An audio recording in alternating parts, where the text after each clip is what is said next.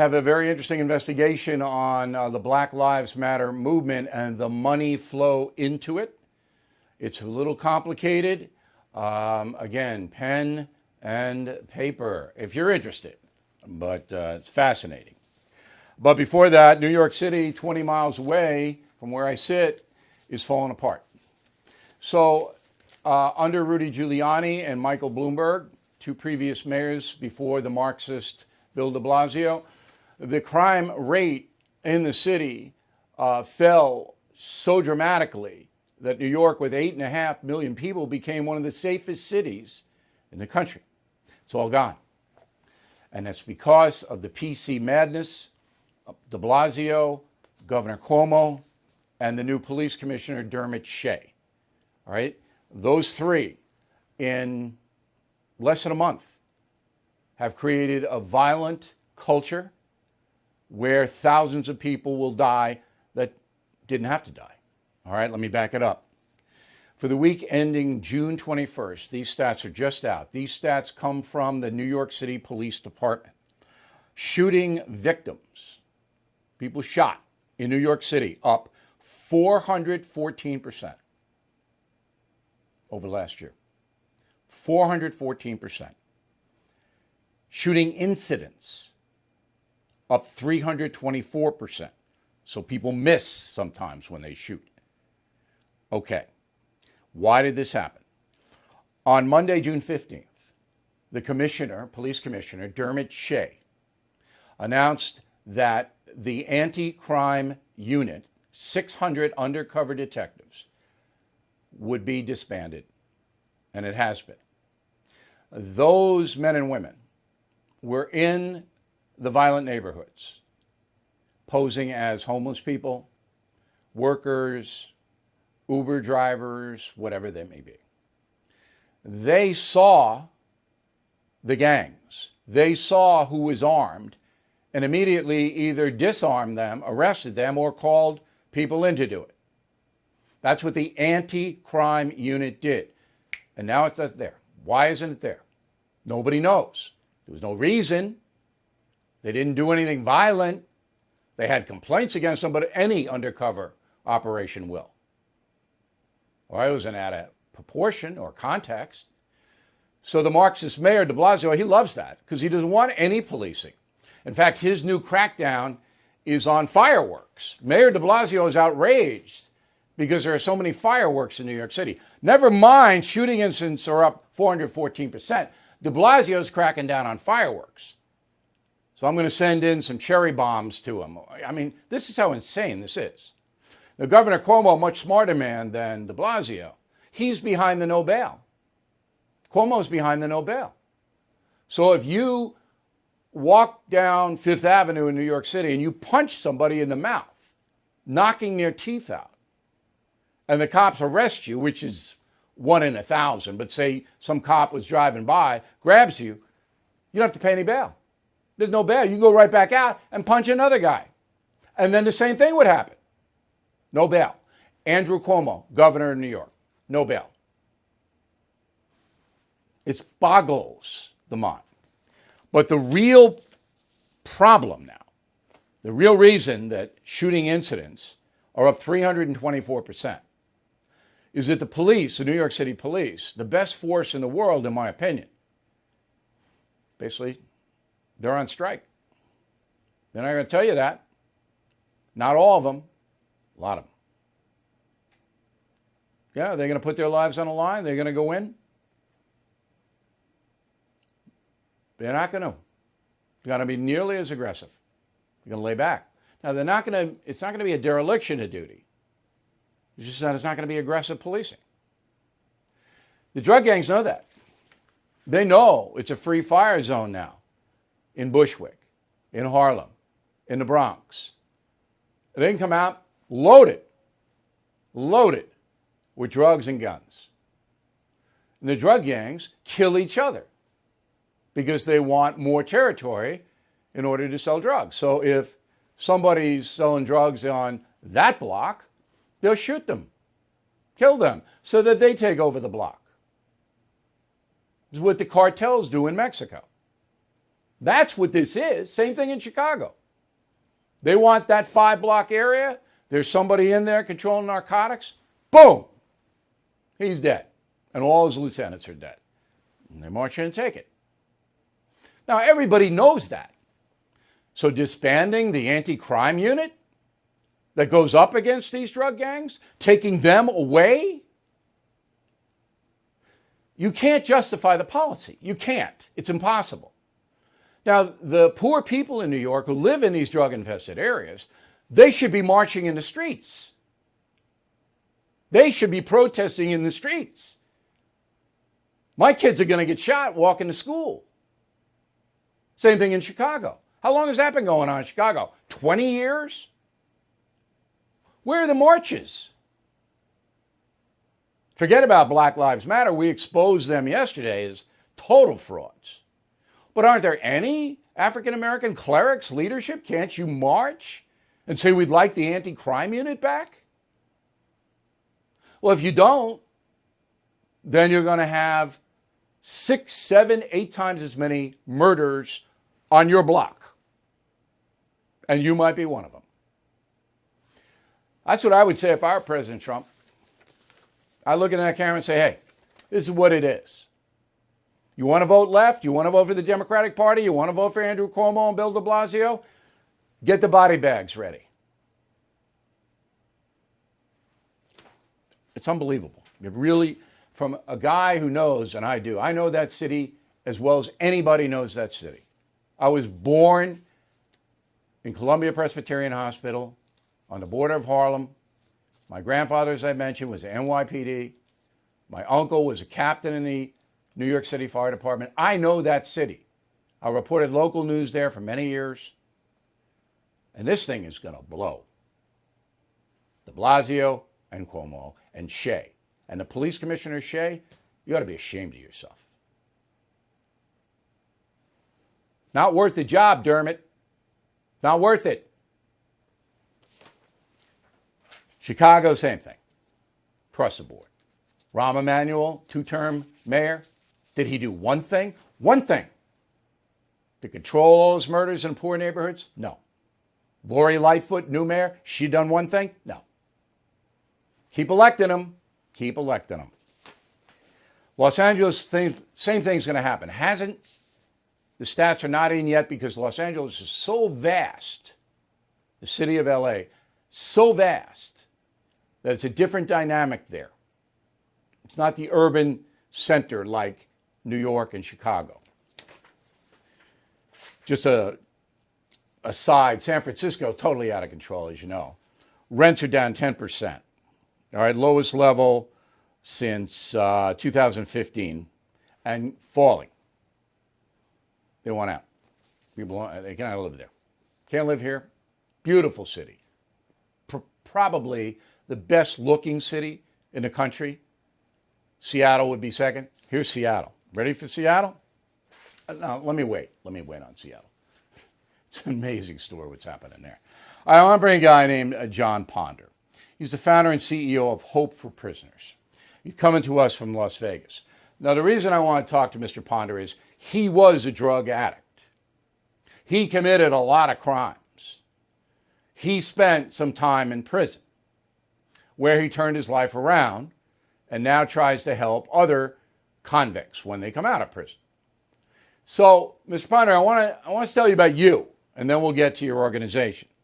When you were committing all these crimes to support your drug habit, did the cops brutalize you?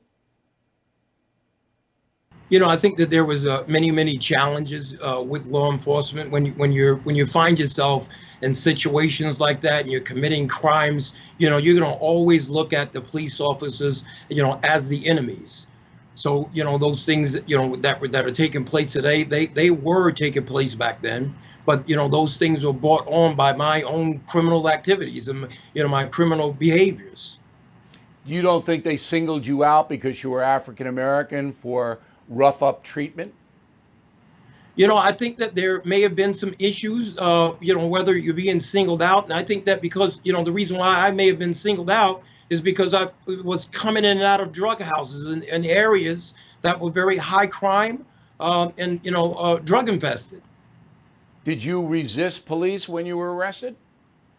There was some times where, there was some challenges, and there may have been some times where I had, taken off and run, right? But, predominantly you just, I've always wanted to make sure that as I'm getting pulled over, I'm following instructions of what the police officers are asking me to do. And, in many instances when things like that happen, I can look back on there, and a lot of those things I brought that on myself. I may have had a bad attitude, with the police officer. I didn't want to go to jail. I'm trying to talk myself up out of it. But generally, when things like that happen, because of my behaviors or my attitude towards the officers, I brought a lot of that stuff on myself. Do you think police should be defunded across the country? I think that police officers being defunded is the most absurd thing that anyone ever had a conversation. I don't even know why we're even talking about that. And Okay. those All right. those Now, having those conversations. You yourself were a danger to your fellow Americans, right? You stole from them. I don't know if you hurt them, but you stole Right. from them, correct? Absolutely 100%. And, if the police were not there, then, maybe I would have not been able to stop. I think that, one of the greatest blessings of my entire life was that, that law enforcement officer put me in the handcuffs. So I couldn't even imagine a world without the pillars of our communities. Law enforcement is both essential and necessary for the safety of our communities. Now, today, if you were a drug addict in New York City, there's no bail for you.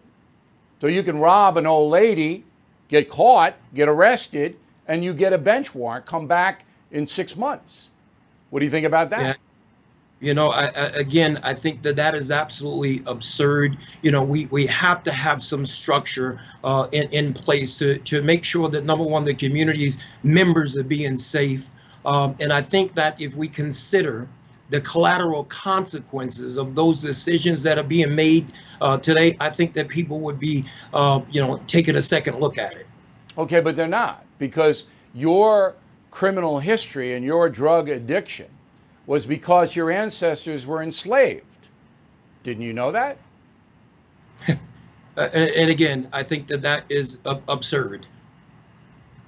Okay, now let's get on to your current work. You turned your life around in prison, and you did it because you acquired some spirituality. That's what I read in your column, that you, found God. Is that how it happened?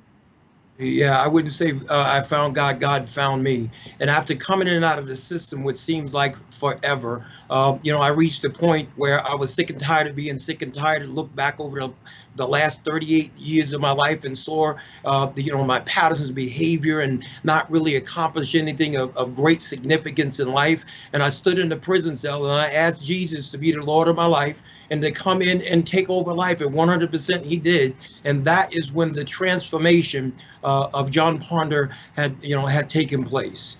Now, And in learning 30 all the, years, how many times were you arrested in 30 years? it was multiple times. I can't even count, for various 100? different things. It was probably close to 60 60 times times? in and out of 60 times in and out of juvenile detentions, different county jails, going back and forth to, state prisons. And, my last sentence was in a maximum security United States federal penitentiary. All right. Now, when you counsel convicts now, when they get out of prison, not an easy road for anybody coming out of prison. Everybody knows that. A lot of the prisoners that I've spoken with still have a big chip on their shoulder. I was dealt a bad hand. I didn't have a father. It's not really my fault that I can't compete. I had a bad education. I'm black. The white power structure doesn't like black people. You've heard all of that, I'm sure. How do you cut through it? Right. And again, I've heard it, and I may have even said that a time or two in my life. But I don't care where you come from, what your background is, what race you are, your dad wasn't there. It comes a time in every man and woman's life that they need to muster up the wherewithal and to step up to the plate, take accountability for their life, and make that quality choice to lead their life in another direction. Because we can continue to point fingers and come up with elaborate excuses for us to be able to stay stuck in the ruts that we've been in, or if we can, dig deep, reach out, ask for help, and live your life, in a whole nother direction. How many prisoners that you counsel that come out Right. of the jails Yeah. respond to your message? Give me a percentage. Yeah, so we had the privilege to work with over 3,300 men and women since Hope for Prisoners was founded back in 2009. 74% of those folks successful in gaining full-time employment and sustainable wage jobs, and only 6% of those individuals return back to our system. Now, do they have to seek you out, these prisoners, or do you seek them out? There's a combination of both. One of the things with us seeking them out is going into our prison systems right here in the state of Nevada. We are in 7 institutions, and we encouraged to go inside because, sometimes people don't know what it is that they don't know. They don't know the tremendous opportunities that wait for them outside the walls if they have changed that mindset and if they are truly, truly looking for a second chance and really want to change their life. And that's what it is that we do, that once they get released, do everything we can to help them to stay successful so they can take care of themselves and take care of their families. All right. How can people help you? I know you're a nonprofit organization. How can people help you? Right. So you can certainly visit our website at hopeforprisoners.org. You can make a donation. You become a mentor. And when you're becoming a mentor with our organization, Hope for Prisoners, you are joining over 100 men and women from the Las Vegas Metropolitan Police Department that are mentoring, training men and women coming home from the prison system to help them to be successful and to not go back. Hope for Prisoners, one word, hopeforprisoners.org, right? That is correct. All right. Mr. Potter, we wish you the best. You're doing God's work, in my opinion, my humble opinion. And I hope we can talk again. Thank you very much. Thank you. Appreciate it. Thank you. Okay. Now I wanted to do that because I knew that was going to be a positive segment, because now we're going to the negative. You got to stay with me here, okay? Black Lives Matter is a slogan. Nothing wrong with the slogan. Black Lives Matter is also an organization, okay? The organization is formally called Black Lives Matter Global Network Foundation. Let me repeat. Black Lives Matter Global Network Foundation. That's the organization. They get millions of dollars, but they are not approved as a tax-exempt organization. So if you give them money on paper, you could not deduct it. So according to the Washington Times investigation, George Soros, since 2015, has given Black Lives Matter Global Network Foundation $33 million. And on paper, he can't write it off, but he can. Now here it comes.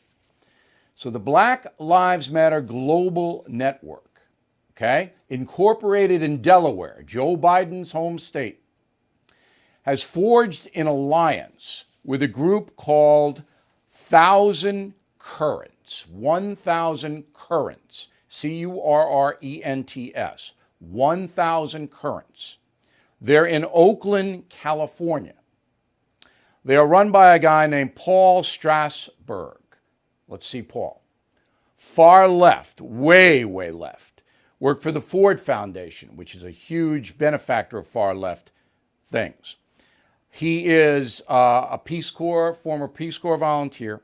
He runs 1,000 Currents. They have made an alliance with the Black Lives Matter Global Network Foundation. And because of that alliance, all right, your donation is tax deductible. It's very, very complicated, okay?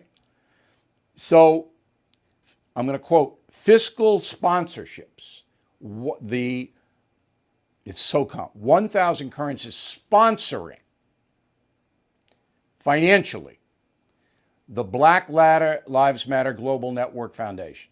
Because they're sponsoring it, the government allows you to write off the donations. It goes through the 1,000 Currents organization to Black Lives Matter Foundation. Now, what happens to the money? Ready? 25% of the millions of dollars that go into the Black Lives Matter Global Foundation is spent on salaries and benefits. A quarter. But it gets better. 46% goes to consultant fees. That could be anybody. That could be your mom, your daughter, your son. You're consulting. You're telling the Black Lives Matter Foundation what they should do. 71% of all the revenue either goes to salaries, benefits, or consulting fees. And that money is just given to people. Okay? 71%. That means 29% actually help, or potentially, God knows what they do. They print up signs, they get buses, they pay people to demonstrate. We all know that's what they do. But the vast majority of the money goes to the Black Lives Matter people in the foundation. What? And they're shrewd. Nobody knows this. Where's the IRS? If Soros gave him $33 million, where's that money? IRS? We don't know of any audits of the 1,000 Currents organization or the Black Lives Matter Foundation. I mean, I thought Al Sharpton ran a scam in New York. This is unbelievable. So all the Hollywood pinheads and the corporate idiots and everybody else writing checks, that money's going right into these people's pockets. And they're Marxists.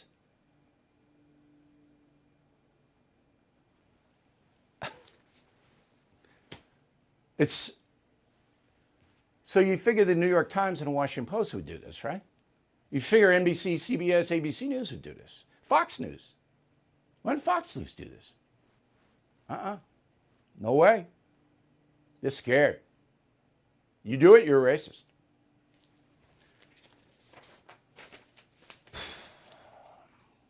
Just so you know, the George Soros money goes through his Open Society Foundation. Not out of his pocket. It's out of his foundation's pocket. The reporter who exposed all this is Kelly Riddell for the Washington Times. Just so I'm giving you plenty of backup here.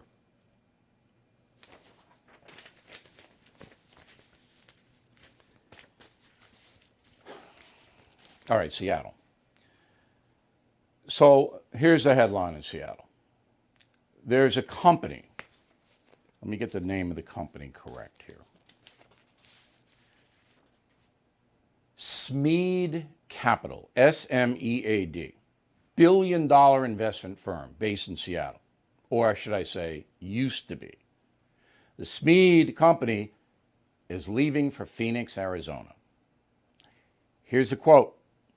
We announced our decision to move to Phoenix's internally to our staff in January, long before the COVID shutdowns or the nationwide protests made their way to Seattle. Nothing happening and being reported in the news right now had any weight on our decision. All right? Mr. Smead said. Okay? But then he said, quote, the unrest that has taken place in the city of Seattle, there is really not a downtown business community today. Cole Smead. All right? Quote. They're getting out of there. You know why they're getting out of there. And that's just a first. Seattle, kiss it goodbye. Kiss it goodbye. And that's you elected, you Seattleites elected Durkin. You Washingtonites, you elected Inslee. Just like the people in New York elected de Blasio and Cuomo. This is what you get.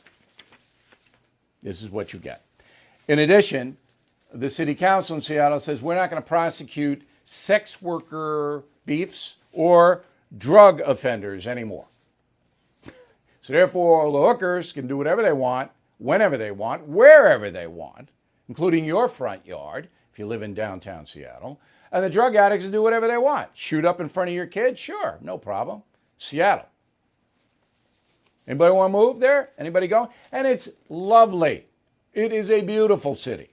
Ruin. Ruin. New York City, 20 miles from where I am right now. Okay, you ready for this? From Sunday, June 14th to Sunday, June 21st, Father's Day, 2 days ago, crime in New York City went up 358%. 358% over the same period of time in 2019. Defund the police? Hey, how's that working? Bill de Blasio, you moron. Roll him. This means we know when there's shootings, they beget more shootings. We understand retaliation, we understand gang dynamics. And I've heard from a lot of community leaders that they're increasingly concerned. So as we try to make sense of all the important issues that have to be addressed in this budget, I think, Marcia, it's really important to remember, job one is always to keep people safe. Sure it is. Job one. You, de Blasio, in office 7 years, haven't solved one problem. Not one. I was on with Mark Simone, the New York talker, today, and you ought to listen to that conversation. I asked Simone, who knows New York as well as anybody, give me one problem Mayor de Blasio has solved in 7 years. No, there aren't any. He's made everything worse.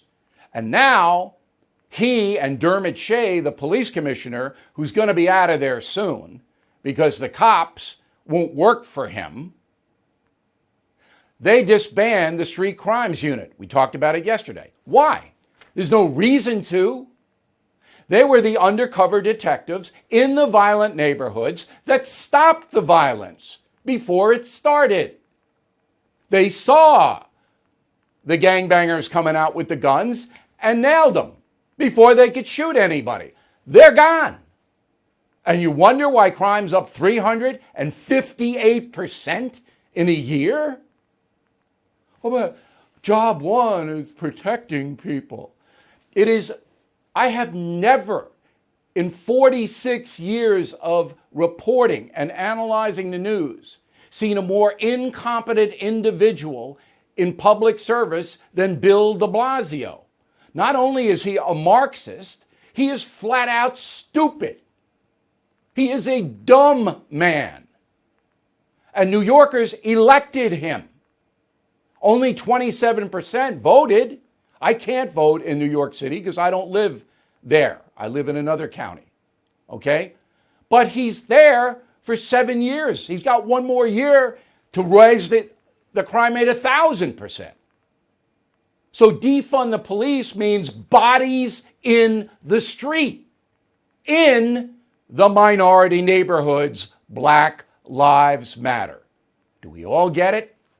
Well, I'll tell you a guy who does get it. Former football great Herschel Walker.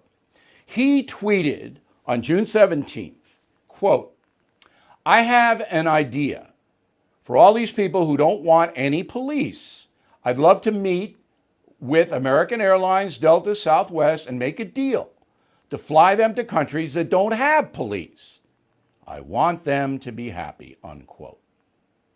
Herschel Walker joins us now from Dallas, Texas. So you are at odds with many African Americans who support the defund the police movement. How did that happen? Well, it happened through truth. Truth is this country was built on laws. And do we have a long ways to go? Yes, we do. But do we do it this way? No, we don't. And I believe in the police. I believe in the laws. And I think my father, who was born in the South with racism, taught his kids to respect the police, but also educated his kids to go out and become lawyers and doctors. And you change things within the system. You don't go out and fight the system, because who live by the sword definitely die by the sword. Okay. Now, in your life, you have been fabulously successful. And it has been because of your talent and hard work. University of Georgia, Dallas Cowboys, New York Giants, Minnesota Vikings. You're a football legend.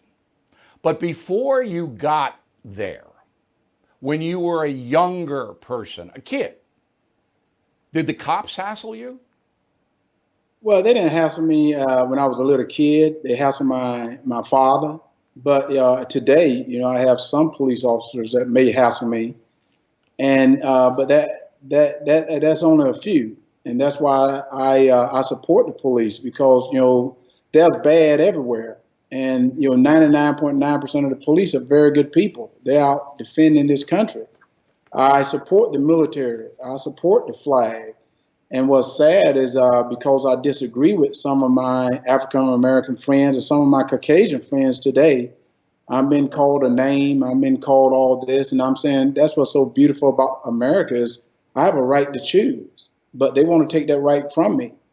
No, they And want to demonize you if you disagree with them. Now, your well, dad, you said your dad was hassled, all right? yes, How did yes. he handle that, and what did he say to you about it? Well, he had 4 boys and 3 girls. He got a bunch of grandkids today, and he told us to be respectful.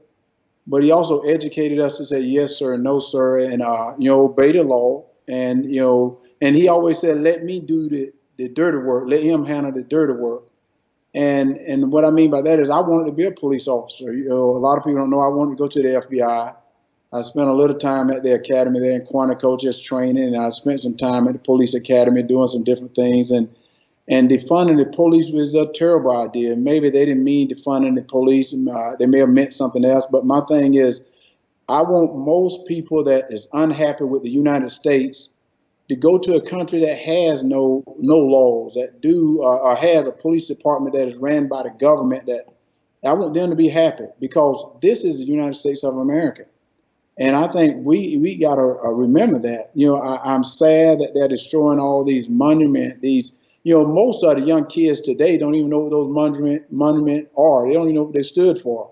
I asked some of the kids, do you know about the Civil War? And they know the South and the North fought and all. They don't really know a lot of this. And, all this racism. I'll tell you one of the worst racist thing I ever heard. And I know about racism because I grew up there. One of the worst racist thing I've ever heard is I heard Senator Kamala Harris call Joe Biden a racist in a debate. And the next thing I knew is then she going to be his running mate as vice president, because he now think he should elect a black woman to be his running mate. I think that's racist, because why don't you elect someone that is great for the job? Don't put no one in because they're black. That's the problem we have today. You win things by the merit of who you are, not by the color of your skin. And that's what I preach all the time. People don't want to hear it. We've come a long ways. I heard a debate the other day with my great Miss Owens, and people asked her, why do you like that statement President Trump made, make America great again? And they said, oh, why? Did he like the way it was years ago? And I'm like, that's not what the statement means. Make America great again mean that it's better than it was during my Martin Luther King days. It's better than it was during my father days. It is even better when I was a little boy. It's better today than it was when I was a little boy. And it's up to me to make it even better for my kids. Will I ever see totally equality? No, I may not, but I'm going to strive to get it. Well, if And you compare us to most of the other countries in the world, we certainly compete on trying. yes. Most Americans are trying. You're always going to have bad people. I And we got admire your good people father, here. by We the have way. great people here. Yeah, We I have know. wonderful people here, and everybody's trying. And it's sad that now, because you try and people don't like what you say, you call a racist. So everybody get all I know. nervous about that But don't worry word. about that, Herschel. It The is absolutely. important It's terrible. people respect you. Always remember, the important people respect you. The gutter And, I snipes. don't care. This was a funny bill. I honestly don't care, because the truth hurts. Because I'm a Christian, and I'm not telling anyone who to believe in. I love the Lord Jesus, but people would take the Bible and interpret out of the Bible what they want to interpret because they want to be happy. They want to be happy with whatever they're doing. But I said the truth is the truth, whether you like it or not. You know, one of the things that I like about this president today, and people say, what are you, you know, I've known President Trump, you know, I've known him since 1980. Yeah, you played for him when he owned the New Jersey Generals. He was my first boss. He's one of my best friends. I've known him forever. But one thing I know about him, this man helped fund the historical black colleges when people that's been in the Senate, Joe Biden has been in the Senate, he's been a vice president for years. Not one time did they ever do that. This person here helped to, reform the prison system. Has anyone did that? No, they didn't do that. So it's not what someone says, it's the deeds that they do.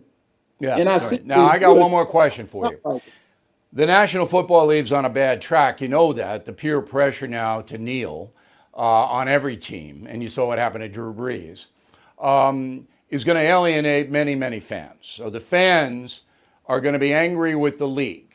I don't think they're even going to play the national anthem when the players are on the field. They'll probably do it when they're in the locker room. But you know there's going to be, you know, signals and this, that, and the other thing. This is going to be a rough season for the National Football League. Do you agree? I totally disagree. And let me tell you, I disagree with Drew Brees. I disagree with Drew Brees because when I first heard his statement, I didn't think he said anything wrong because he said, you know, I'm standing because of my father. I think he said my father, my grandfather fought in a war, and that was his family. And I said, but he's not being insensitive to the African American players. What he needs to do is talk to them, understand what's going on with them, and say, you know, I understand what's happening, and I'm going to support you as well. But, you know, I still want to stand for the flag. I think for the commissioner to now say, oh, you know, I may have made a mistake, you know, no, you didn't make a mistake. What you're doing now is caving into the pressure. Well, that's what I mean. I think there's going to be trouble in the NFL this fall and even in the teams. The teams are going to be divided in the locker room about certain things. It's not going to be good. Listen, Herschel, we really appreciate it. We're going to have you back. I hope you'll come back. I think you're a very gutsy guy to put out that tweet and take the heat. But you're a patriot. I've always known that. I don't know you, but I've watched you from afar. You've always been a patriot, and I really appreciate you coming on today. No, I thank you so much. Thank you for having me on. Okay. Let's get to the mail. And remember, you can reach me at bill@BillO'Reilly.com. Bill@BillO'Reilly.com. Wayne is a concierge member, which means on BillO'Reilly.com, if you are a concierge member, you have direct access to me in private. Okay. Wayne says, I have to say, Bill, I'm looking at what's going on around the country. I'm quite fearful. The nation is hanging by a thread. Simply not enough people speaking out, especially those in positions of influence and authority. Can't argue. If our left's running wild, there will be a backlash, in my opinion. Sam, Bill, you showed us New York City, Seattle, Portland are all run by Democrats. These cities are running downhill. Chaos. Who's to blame? Don't they deserve what they get? Somewhat. But there are so many good people in New York and Portland and Seattle. They're outnumbered right now by the silent, afraid people and the loons. Casey Clay, Oleth, Kansas. Bill, thank you for exposing the corrupt leaders of Black Lives Matter. Is there any reason the 3 Marxist women are not investigated other than the fear of being called racist? They haven't done anything wrong. I mean, maybe they have, but that's up to the FBI to establish, not me. You can be a Marxist, communist, fascist. You can be whatever you want in this country. They haven't broken any laws as far as I can see. Now, we know there's investigations going on, as I said. Frank Guzman, Fredericksburg, Virginia. Are the donors of Black Lives Matter and like organizations getting tax write-offs? I'm assuming people like Jennifer Aniston and Brad Pitt do. Tomorrow we will tell you. You know, we've been investigating, but I want to really be thorough. So tomorrow we're going to do that. Now, Aniston and Pitt didn't give Black Lives Matter money. They gave Color of Change, which is a virulent anti-police group. They gave them $1 million each. Awful. Donald McKeough, Coral Springs, Florida. Mr. O'Reilly, the biggest threat from the Marxist cabal is the fact that most do not believe it's a threat. They don't know. You know, look, we reach, I'd say, millions of people now on BillO'Reilly.com and the First TV. I say we're reaching millions every week. But there are 330 million people in the country. How many do you think know that the Black Lives Matter leadership are Marxist? 1%? Less. And the press doesn't report it. Mary Keelock, Nanticoke, Pennsylvania. Thought your column, It's My Country and I'll Cry If I Want to. Leslie Gore, by the way, was right on. What can the average person do to combat this violent dismantling of our country? On Monday, Mary, I will have a small solution for everyone. Right? Word to use solution. It's not going to solve the problem, but will help. Monday, right here. Tracy Pazik, Phoenix, Arizona. Just read your column, spot on. I will not kneel to the radical left. I only kneel for God. Janice Arlington, Wenatchee, Washington. Everyone in the USA who's able to read needs to read your messages and columns. I've never been so inspired. Thank you, Janice. I appreciate that. Now, this last letter comes from a concierge member, and I have her permission to read it to you. Jane Cabes, Houston. My son and I started a prayer map to help me through my diagnosis. We found someone to pray for me in every state and decided to take it international. We have 33 countries. The prayers have been helping. I have finished 3 rounds of chemotherapy and will have surgery on Friday, this coming Friday. I believe in the power of prayer and was hoping you could help me, Bill. Okay, Jane. Millions of people will hear your letter, and I hope all of them say a prayer for you. We are with you on Friday. Please have your son let me know how the surgery goes. And it goes without saying that we just wish you the best in everything. Okay. Killing Crazy Horse out September 8th. Pre-order it, you'll get it first. We have lots of stuff in our store. You might want to peruse, check it out. When writing to us, do not be truculent. Truculent, truculent. Quick break, back with a final thought. Are you a patriot? Really, are you? All right, final thought centers around a study by Wallet Hub. I don't know what Wallet Hub is, but they say here are the most patriotic states in the Union. New Hampshire leads the league in patriotism, Wyoming second, Idaho, Alaska, Maryland. The least patriotic states, West Virginia, Texas, California, New York, and New Jersey tops the least. Now, this is based on the amount of veterans in the state and the amount of volunteerism, helping your neighbor. Whether it's true or not, I don't know, I don't care. What I do care about is you. Are you a patriot? So here's the simple test. If you try to improve your country by helping other people and speaking in a positive way, solving problems, understanding, try to help your country. If you do that in any way, shape, or form, you are a patriot. See you tomorrow.